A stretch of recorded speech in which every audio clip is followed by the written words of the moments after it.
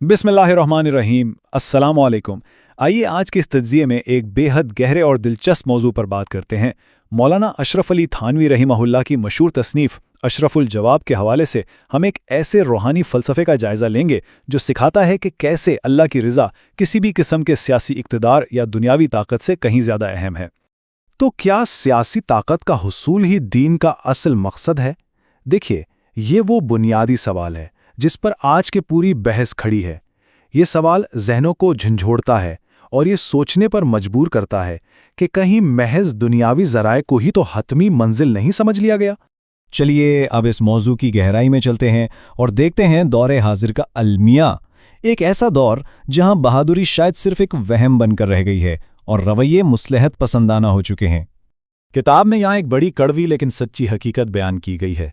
आजकल हुकूमतों के खिलाफ खड़े होने या उन्हें चैलेंज करने को जो बहादुरी समझा जाता है, क्या वो वाकई बहादुरी है? मुशाहिदा बताता है कि ये अक्सर कोई हकीकी दीनी शुजाअत नहीं होती, बल्कि दरअसल ये सिर्फ नफसानी जज्बात, तखव्वुर और दुनियावी शोहरत की ख्वाहिश पर मबनी एक दिखावा होता है, जिसकी बुनियाद में कोई हकीकी रूहानी गहराई बिल्कुल भी मौजूद नहीं होती। यहाँ हमारे सामने एक बड़ा चश्मकुशा मुवाजना आता है। एक तरफ तो वो उलमाए किराम हैं जो वाकई शरीयत के पाबंद हैं और खालिसतन अहकामे इलाही के ताबे हैं, और दूसरी तरफ वो मुस्लिहत पसंद तबका है जो सियासी लीडरों के पीछे चलता है।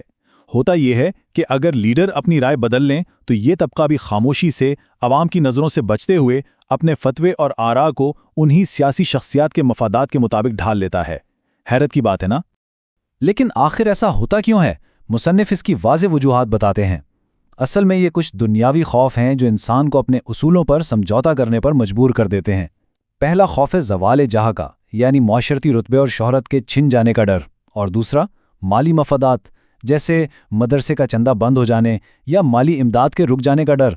देखिए, यही वो दुनियावी फ़िक्रें हैं जो किसी को भी सियासी मसलिहतों की भेंट चढ़ा सकती हैं।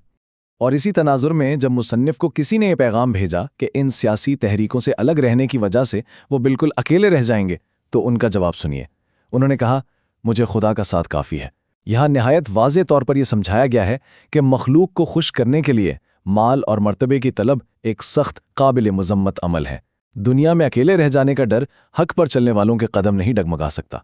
अच्छा, तो दौरे हाजिर की इस मसले को समझने के बाद आइए अब क्लासिक इस्लामी हल की तरफ रुख करते हैं। असल मकसद रिज़ाए इलाही, ये वो बुनियादी और रूहानी उसूल है जो इस पूरे फ़लसफ़े का मरकज़ है। अब इस तसव्वुर को थोड़ा और गहराई से समझते हैं। यहाँ मकसूद बिज़्ज़ात की इस्तिलाह इस्तेमाल हुई है, जिसका मतलब है वो आखिरी और हतमी हदफ जिसके लिए बाकी तमाम कोशिशें की जाएं। मुसन्निफ बड़ी खूबसूरती से वाज़े करते हैं कि सल्तनत या सियासी इक़्तिदार कभी भी मकसूद बिज़्ज़ात नहीं हो सकता।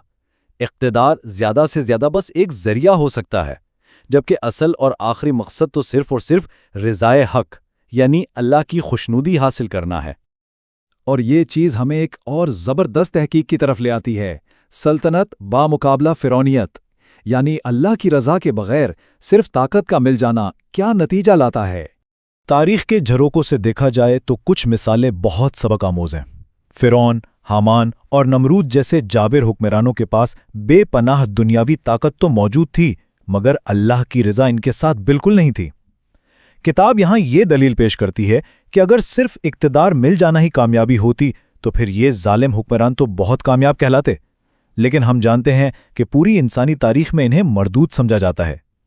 इसके बरक्स सच्ची सल्तनत वही है जिसमें रिज़ाए इलाही की बरकत भी शामिल हो, वरना ताकत तो महज एक वबाले जान है। यहाँ किताब में एक बेहद दिलचस्प और सोचने पर मजबूर कर देने वाला सवाल सामने आता है। सवाल है, क्या हज़रत इब्राहीम बिन अदहम पागल थे? ज़रा ठहरिए और सोचिए।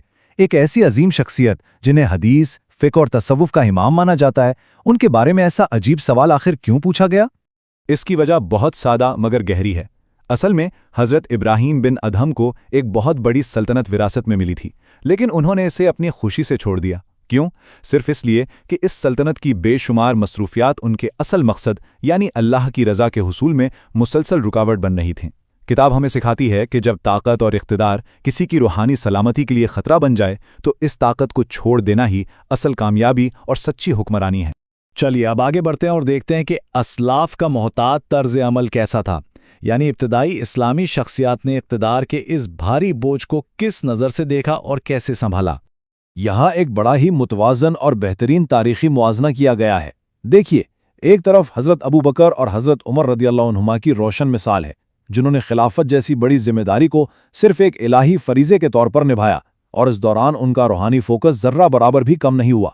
اور دوسری طرف حضرت ابو ذر غفاری رضی اللہ عنہ کی مثال ہے، جنہیں خاص طور پر انتظامی اور حکومتی معاملات سے محفوظ رکھا گیا تاکہ ان کا روحانی سفر کسی آزمائش کا شکار نہ ہو۔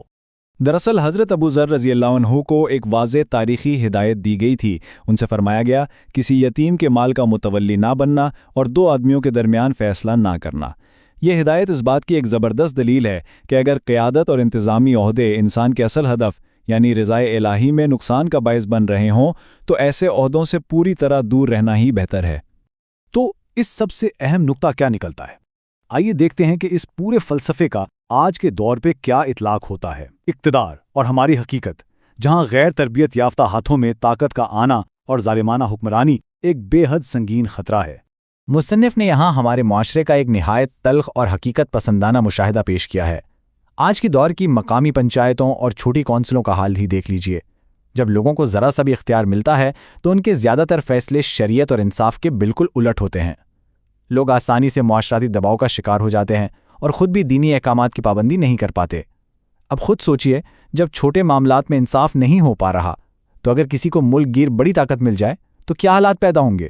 اس تشویشناک صورتحال کو سمجھانے کے لیے کتاب میں ایک بڑا ہی زبردست اور مشہور استعارہ استعمال ہوا ہے، خدا نے گنجے کو ناخنی نہ دیے۔ بنیادی طور پر یہ اللہ کی حکمت اور رحمت کی ایک مثال ہے کہ وہ اکثر ایسے لوگوں کو اقتدار اور وسیع اختیار سے محروم ہی رکھتا ہے جن کے پاس اس طاقت کو انصاف اور رحم دلی کے ساتھ استعمال کرنے کی اخلاقی اور روحانی اہلیت نہیں ہوتی۔ یہاں مصنف ایک بہت سخت انتباہ یا وارننگ دیتے ہیں۔ وہ لوگ جو آج اپنے چھوٹے سے دائرہ کار میں معمولی سے مخالفت برداشت نہیں کر سکتے اور اپنے مخالفین پر زیادتیاں کرتے ہیں، سوچئے اگر انہیں ملک گیر اور حتمی طاقت مل جائے تو کیا ہوگا؟ مصنف کے مطابق یہ ایک تباہ کن ظلم کو جنم دے گا اور استعارتاً ایسے لوگ مخلوق کو کچا کھا جائیں گے۔ کیوں؟ کیونکہ ان کی ساری تگ و دو کا مقصد صرف طاقت حاصل کرنا ہے، اللہ کی رضا بالکل نہیں۔ اور اب اس تجزیے کے آخر میں ہمارے سامنے یہ حتمی اور سوچنے پر مجبور کر دینے والا سوال آتا ہے، اگر بغیر رضائے الہی کے اقتدار مل جائے تو کیا وہ محض ظلم نہیں؟ دیکھیے، یہ ایک چھوٹا سا جملہ اس پوری بحث کا نچوڑ ہے۔ اقتدار بلا شبہ ایک بہت بڑی آزمائش ہے۔ اگر اس کا مقصد اللہ کی رضا اور زمین پر انصاف قائم کرنا نہیں تو یاد رکھیے وہ طاقت محض ایک خوفناک ظلم کا دوسرا نام ہے جس سے ہمیں ہر حال میں پناہ مانگنی چاہیے۔ اس انتہائی اہم اور فکر انگیز تجزیے میں شامل رہنے کا بہت شکریہ۔ ہمیں امید ہے کہ آج کی اس بے تکلف گفتگو سے ان حقائق کو ایک نئے اور واضح زاویے سے سمجھنے میں بھرپور مدد ملی ہوگی۔ مزید ایسے ہی گہرے اور دلچسپ تجزیوں کے لیے چینل دور حاضر کے شبہات کا ازالہ کو سبسکرائب ضرور کیجیے گا۔ اپنا بہت خیال رکھیے۔ اللہ حافظ۔